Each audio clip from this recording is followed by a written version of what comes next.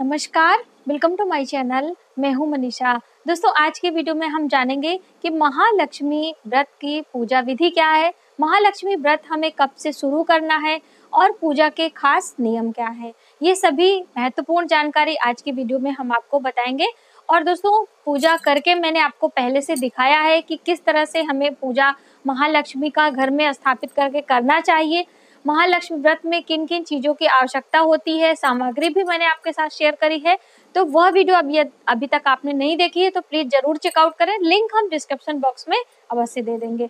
दोस्तों, वीडियो शुरू करने से पहले एक महत्वपूर्ण सूचना कि जैसे मैंने आपको एक वीडियो में अपने व्हाट्सएप नंबर दिया था जो कि मेरे बेटे का नंबर था, तो आप लोग थोड़ा सा टाइमिंग का ध्यान आपको रखना चाहिए, क्योंकि देखिए अगला आदमी क्या कर रहा है, अभी फ्री है कि नहीं है, ये सभी चीजें आपको ध्यान में रखते हुए आपको कॉल करना है या फिर मैसेज करना है। ज्यादा से ज्यादा यदि आप मैसेज करेंगे तो कहीं भी किसी भी सिचुएशन में आदमी रहेगा तो आपको आंसर कर सकता है। तो आप इस बात का ध्यान रखते हुए आप पूरा लाभ उठाएं और आप सभी को बहुत अच्छी जानकारी मिल रही है, आप सभी उससे संतुष्ट हैं। इस बात की खुशी मुझे होती है जब आप सभी के कॉल आते हैं, आप लोग धन्यवाद करते हैं तो बहुत अच्छा लगता है। ये ना करते हुए वीडियो को शुरू करते हैं। जैसे कि महालक्ष्मी का व्रत, सबसे बड़ा क्वेश्चन होता है कि हमें कब से शुरू करना है। तो भादो मास की शुक्ल पक्ष की अष्टमी तिथि से ये महालक्ष्मी का व्रत शुरू होता है, जैसे कि राधा अष्टमी भी कहा जाता है। उस दिन राधा रानी का जन्म दिवस भी मनाया जाता है। तो उसी दिन से महालक्ष्मी व्रत की शुरुआत होती है और यह व्रत दोस्तों लगातार 16 दिनों तक किया जाता है। जैसे हम लोग नवरात्रि का व्रत करते हैं लगातार 9 दिनों तक, इसी प्रकार से ये जो महालक्ष्मी का व्रत होता है ये लगातार 16 दिनों तक किया जाता है। और इसमें उसी प्रकार से जैसे हम माँ दुर्गा को अपने घर में स्थापित करते हैं चौकी पर, उनकी हम पंचोपचार विधि से पूजन करते हैं और उसके बाद लास्ट दिन हम हवन पूजा करके जो है उनका विसर्जन करते हैं। लेकिन महालक्ष्मी का विसर्जन नहीं किया जाता है, क्योंकि माता लक्ष्मी की आवश्यकता किसी नहीं होती है, हम उन्हें अपने घर में अपने साथ रखना चाहते हैं, तो इसलिए उनका विसर्जन ना करके उनका समापन विधि हम करते हैं। सभी चीजों का दान करके, बहुत सारी सामग्रियां उसमें होती हैं, जैसे कि ये 16 दिनों का व्रत है। तो दोस्तों, इसमें सभी चीजें हम 16 वस्तुओं का प्रयोग करते हैं, यानी कि हम 16 बारी जब स्नान करते हैं तो 16 बारी हम कुल्ला करते हैं, 16 बारी हम अपने सिर पर पत्तियों को रख के स्नान करते हैं। उसके बाद फिर 16 बारी माता की आरती की जाती है, उन्हें आचमन किया जाता है, हर चीजें आपको 16 बार करना होता है। 16 बारी हमें पुष्प चढ़ाने होते हैं। इससे एक, जैसे बहुत सारे लोगों ने हमसे पूछा था कि मैम हम एक बारी ही क्यों ना करें, 16 बारी हमें इतना करने का समय नहीं है। तो दोस्तों, माता रानी को प्रसन्न करने के लिए कुछ ना कुछ समय तो हमें अवश्य ही निकालना चाहिए। और ऐसे विशेष दिनों में जो ये माता रानी का दिन जो 16 दिनों का होता है अपने आप में बहुत ही खास होता है। ऐसा भी मान्यता है, ऐसे देवी भगवत पुराण के अनुसार, कि जो व्यक्ति, जो मनुष्य इस 16 दिनों में माता लक्ष्मी को प्रसन्न कर लेता है पूर्ण श्रद्धा भाव से, नियमानुसार माता लक्ष्मी उसके घर सदा के लिए निवास करती हैं। उसे अपने जीवन में कभी भी अन्न धन की कमी नहीं होती है, पुत्र पौत्र की प्राप्ति होती है। तो इतना महत्वपूर्ण व्रत है दोस्तों, तो हमें कुछ नियम के पालन अवश्य करने हैं। तो हम आपको नियमों का भी ज्ञात कराएंगे कि क्या क्या नियम होते हैं, कैसे हमें पूजा शुरू करनी होती है। तो जैसे मैंने आपको बताया कि राधा अष्टमी के दिन से यह व्रत शुरू किया जाता है। तो राधा अष्टमी कब पड़ेगी? इस बार 25 अगस्त को ये पड़ रही है और उस दिन मंगलवार का दिन है। तो इस प्रकार से यह व्रत 10 सितंबर को समाप्त होगा। उस दिन माता रानी की हम विधिवत तरीके से पूजन करेंगे। तो जैसे नवरात्रि के दिनों में दोस्तों बहुत सारे लोग 9 दिन का व्रत रखते हैं, या फिर शुरू और आखिरी का व्रत करके भी उसका पूर्ण लाभ लिया जा सकता है। उसी प्रकार से इस व्रत में भी यदि आप 16 दिनों तक रख सकते हैं नियमों का पालन करते हुए तो आप व्रत रखें, वरना सात्विक आहार लेकर माता रानी की आप स्थापना करें, सुबह शाम उनकी पूजन वंदन करें, उनके मंत्रों का जप करें और फिर लास्ट वाले दिन, पूर्ण आहुति वाले दिन आप सभी चीजें विधिवत तरीके से करके उस दिन व्रत रख के माता रानी का पूजन कर सकते हैं। और बहुत सारे लोग जैसे कि शुरू और आखिरी का कर सकते हैं या फिर लास्ट वाले दिन का कर सकते हैं। इस प्रकार से बहुत ही सरल है माता रानी को मनाने का। आप सिर्फ मंत्रों का ध्यान रखें और पूजा के नियमों का ध्यान रखें, आप व्रत कर सकते हैं। और इस व्रत में जैसे कि अलग अलग मान्यताएं हैं। माता लक्ष्मी के व्रत में हमें नमक का सेवन नहीं करना होता है। यदि आप शुरू और आखिरी का दिन रह रहे हैं तो 2 ही दिन होता है, आप कोशिश करें कि नमक आहार में ना लें, मीठा आहार लेके आपको व्रत करना होता है। यदि आप पूरा 16 दिन का नहीं कर सकते हैं तो आखिरी वाले दिन, जैसे कि आखिरी 10 सितंबर को है, उस दिन भी अष्टमी तिथि ही होती है, तो उस दिन भी माता रानी का पूर्णाहुति होता है, तो उस दिन आप व्रत करें, लेकिन उस दिन निर्जला आप व्रत करें। यानी कि व्रत उपवास के नियम मैंने बताए थे आपको कि हमें त्याग करना होता है, तो हम कितनी ज्यादा से ज्यादा चीजों का त्याग करते हैं। अन्न जल का त्याग कर देते हैं, हम नमक का त्याग करते हैं, हम चुगली, चोरी, झूठ, निंदा, ये सभी चीजों का त्याग करते हुए व्रत अपना संपूर्ण करते हैं।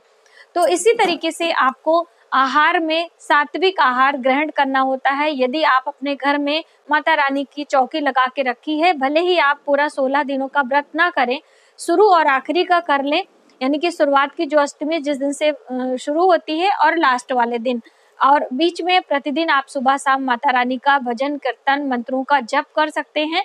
तो इस तरीके से व्रत की शुरुआत हो गई। अब हमें माता रानी का जो चित्र होगा वह कैसे लेना है, वो उसमें भी खास बातें होती हैं। जैसे कि नियमानुसार तो आपको मिट्टी की 2 हाथी लेनी होती है और उसके ऊपर माता रानी के चित्र को रखना होता है। लेकिन अभी मिट्टी के हाथी मिलने में यदि आपको परेशानी हो रही है तो दूसरा भी ऑप्शन है कि ये जो माता रानी की मूर्ति होती है, हम आपको दिखाना चाहेंगे। इस तरीके से हाथी की प्रतिमा बनी हुई है और हाथी अपने सूंड से माता रानी को जल से स्नान करा रहे हैं। तो यह प्रतिमा भी बहुत ही शुभदायी होती है। आप इस तरह की प्रतिमा जरूर चयन करें और इसी का पूजन करना होता है। माता लक्ष्मी के अन्य कई स्वरूप हैं और अलग अलग स्वरूपों की अलग अलग महिमा भी बताई गई है। तो इस माता लक्ष्मी के स्वरूप को आप देखें और कमल के पुष्प पे विराजमान है, उसी प्रतिमा को आपको लेना है। और सुबह सवेरे जिस दिन अष्टमी राधा अष्टमी है, उसी दिन से आपको यह व्रत शुरू करना है। 25 अगस्त से दिन मंगलवार है, तो आपको व्रत की शुरुआत करने से पहले सुबह सवेरे स्नान करें। स्नान करते समय आपको 16 बारी कुल्ला करना होता है और पहले 16 बार जल आपको अपने शरीर पर अर्पित करना होता है। उसके बाद आप स्वच्छ वस्त्र पहने, पूजा मंदिर में जाएं, वहां पर एक चौकी लगाएं, चौकी पर लाल कपड़ा बिछाएं और फिर वहां पर फूलों का आसन देते हुए माता रानी को स्थापित करें। दोस्तों, माता रानी के पूजन की पूरी विधिवत तैयारी मैंने आपको दिखाई है और पूजा विधि भी है, तो आप वहां से जाके बाकी डिटेल आप देख सकते हैं। जैसे कि ये 16 दिनों का व्रत है, तो सभी चीजें आपको 16 बारी करनी होती है। और विशेष क्या है, 16 गांठों वाला धागा, एक आपको धागा लेना होता है जो कच्चा सूत का धागा आता है, या फिर आप मौली भी ले सकते हैं, वो भी कच्चा सूत का होता है। और मौली लेकर आपको उसे 16 गांठ लगानी होती है।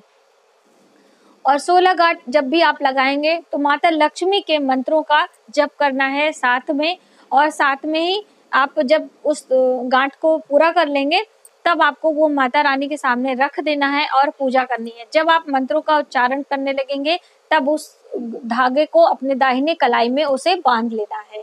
प्रतिदिन पूजा करते समय उस धागे को आपको बांधना है और उसके बाद पूजा समाप्ति के बाद वहां पर रख देना है। ये जो धागा होता है हमें दिन भर इसलिए नहीं पहनना होता है कि दिन भर और भी हम गृहस्थ में बहुत सारे काम करते हैं, खाना पीना है, बच्चों की देखभाल है, तो उस समय ये धागा अशुद्ध ना हो जाए, इस लिहाज से वो धागा वहीं पर हम छोड़ देते हैं और पूजा करते समय ही हम धारण करते हैं। इस प्रकार से ये धागा बहुत ही महत्वपूर्ण होता है। जब आपकी पूजा समाप्त हो जाती 16 दिनों के बाद, इस धागे को आप सुरक्षित अपने गले में रख सकते हैं या फिर आप कहीं ऐसे सुरक्षित जगह रखें। जब 16 वर्षों बाद इसका उद्यापन किया जाता है दोस्तों, लगातार ये 16 वर्षों तक किया जाता है, उसके बाद फिर हम उद्यापन करेंगे, तो इस धागे को जरूर रखना चाहिए। इससे एक प्रकार से हमारी काउंटिंग भी होती रहती है कि कितने वर्षों तक हमने यह व्रत किया है। तो बस इस छोटे छोटे नियमों को मानते हुए हमें इस व्रत को करना चाहिए। व्रत में माता के प्रिय चीजों को हमें अर्पित करना है, तो श्रीफल से हमें कलश जरूर एक तैयार करना चाहिए। कलश की विधि भी मैंने आपको बताई है। और माता रानी के प्रिय पुष्प हैं कमल के और गुलाब के। तो कमल के पुष्प अगर आप अर्पित कर सकते हैं तो करें, वरना गुलाब के पुष्प से ही माता रानी का पूजन करें। अक्षत चढ़ाएं, उन्हें हल्दी कुमकुम का टीका लगाएं। और भोग में, जैसे कि बहुत सारे लोगों का प्रश्न है कि हम भोग में क्या अर्पित करें, तो उन्हें मीठे में आप दूध से बनी कोई मिठाइयाँ लगा सकते हैं। यदि आपके पास कुछ नहीं है तो आप शुद्ध गुड़ जो आता है उसका भी भोग लगा सकते हैं, जो कि गन्ने के रस से तैयार किया जाता है। गन्ना भी माँ को बहुत ही प्रिय होता है। गन्ने का एक स्वरूप माता लक्ष्मी का भी होता है, इसलिए गुड़ भी आप माँ को भोग में अर्पित कर सकते हैं। तो इस तरीके से प्रतिदिन आपको सुबह शाम पूजन करना है गुलाब के पुष्पों के साथ में, और नैवेद्य में ये गुड़ का भोग या फिर मिठाइयों का भोग लगा सकते हैं। अन्न का आप भोग ना लगाएं, फलाहार का ही भोग लगाते हैं और ऋतु फल चढ़ाते हैं। तो ऋतु में आपको अनार का फल भोग लगाना चाहिए। अनार को आप तोड़ लें और उसके अंदर जो खिले होते हैं, बहुत सारे दाने होते हैं, इस तरीके से आपको 16 बारी माँ के सामने अर्पित करनी होती हैं। मंत्रों का कौन सा जप है, शुद्धि करते समय यानी कि जब आप आचमन कर रहे हैं तब कौन सा मंत्र बोला है, हम आपको स्क्रीन पर जरूर दे देंगे कि पूजा की चौकी सजाते समय कौन कौन से मंत्र बोले। और जब हम कोई सामान अर्पित करते हैं, जैसे कि पुष्प चढ़ाते हैं, अक्षत चढ़ाते हैं, तब हमें कैसे बोलना चाहिए, जैसे कि स्नानम कुरु या फिर अक्षतम समर्पयामि, पुष्पम समर्पयामि। भोग जब हम लगाते हैं तो निवेदन करते हैं, प्रार्थना करते हैं, तो नैवेद्यम निवेदयामि। तो ये सभी हम स्क्रीन पर लिख कर दे रहे हैं, आप वहां से वो चेकआउट करें और उसी तरीके से अपनी पूजा संपन्न करें। और दोस्तों जब हम उसका उद्यापन विधि करेंगे 16 दिनों के बाद में अष्टमी तिथि को ही, तो सभी चीजें हमें 16 श्रृंगार की चीजें समर्पित करनी होती हैं, जिसमें हम 16 श्रृंगार की, जिसमें चूड़ी, बिंदी, कंघी, सीसा, ये सभी चीजें एक सूप लेते हैं। जैसे कि आप चित्र में देख सकते हैं, ये लास्ट ईयर मैंने जब वीडियो किया था तो उसमें मैंने, तो ये पिक्चर हमारी आप देख सकते हैं, सभी चीजें 16 होती हैं और इसमें हम रख के और इसको ढकते हैं और उसके बाद माता रानी को समर्पित करते हैं। दोस्तों हमें ये व्रत करते हुए करीब 10 वर्ष हो चुके हैं, अभी 6 वर्ष और बाकी हैं जब हम इसकी उद्यापन विधि करेंगे। तो बहुत ही सहर्ष से ये व्रत आप करें, माता रानी आपकी सभी मनोकामना पूर्ण करेंगे, ऐसा मेरा पूरा विश्वास है। बहुत सारे लोग हमसे पूछते हैं कि आप इतना ज़्यादा उपाय वगैरह बताती हैं, तो आप तो स्वयं जरूर की होंगी और इसका लाभ आपको प्राप्त होगा, तो आपके पास माता रानी की कृपा होगी। तो जी ज़रूर, मैं आपको बताना चाहती हूँ कि मैं ज़रूर सभी उपाय लगभग करती हूँ, और जब उसका रिजल्ट हमें आ जाता है तभी मैं आपके सामने वो वीडियो लाती हूँ। तो ये माता रानी की कृपा है कि आज हम आपके सामने हैं।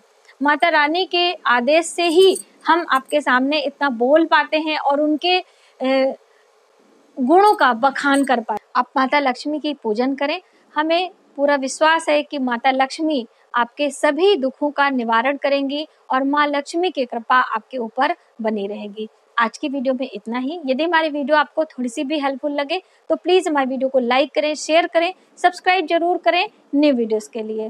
Thank you.